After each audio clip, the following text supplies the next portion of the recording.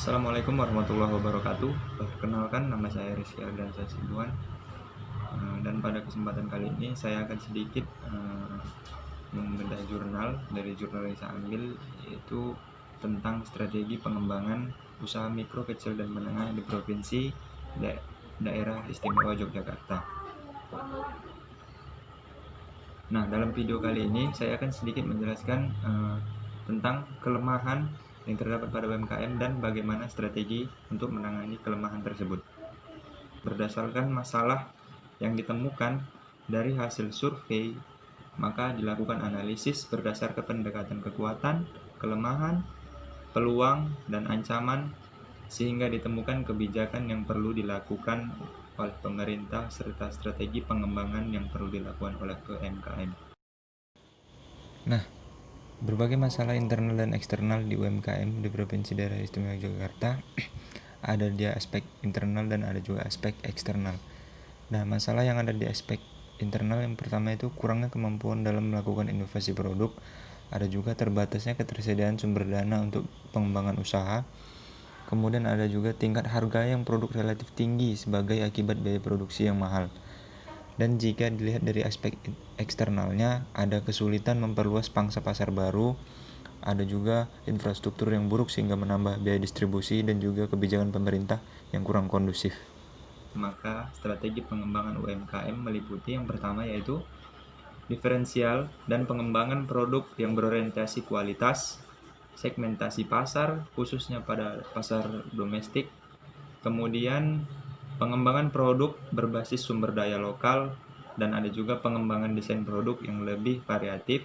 Kemudian strategi selanjutnya peningkatan kualitas infrastruktur fisik maupun non-fisik, dan pengembangan promosi ke pasar ekspor dengan media yang lebih modern, dan strategi terakhir yaitu peningkatan peran lembaga eksternal asosiasi pengusaha besar dalam pengembangan usaha UMKM.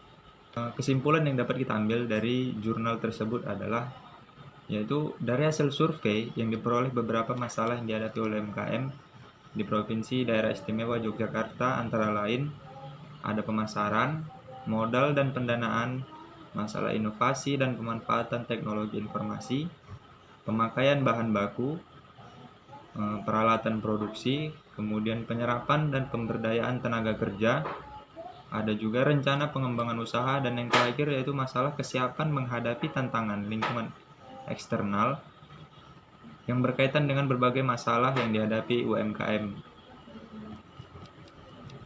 Nah, untuk mengembangkan UMKM tentu tidak hanya dibebankan kepada UMKM sendiri, namun harus memperoleh dukungan seluruh stakeholders. Dukungan termasuk diharapkan datang dari asosiasi pengusaha, perguruan tinggi, ada juga dinas atau instansi terkait di lingkungan pemerintah kabupaten atau kota di provinsi. Di samping itu, diperlukan kebijakan pemerintah yang mendorong pengembangan UMKM. Pengembangan UMKM di Yogyakarta pada dasarnya adalah pempercepatan transportasi UMKM dari fase formasi menuju fase stabilisasi.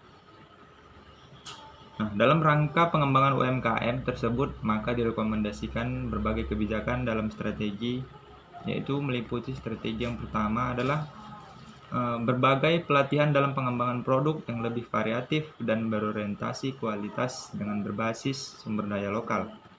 Kemudian, dukungan pemerintah dalam pengembangan proses produksi dengan revitalisasi mesin dan peralatan yang lebih modern.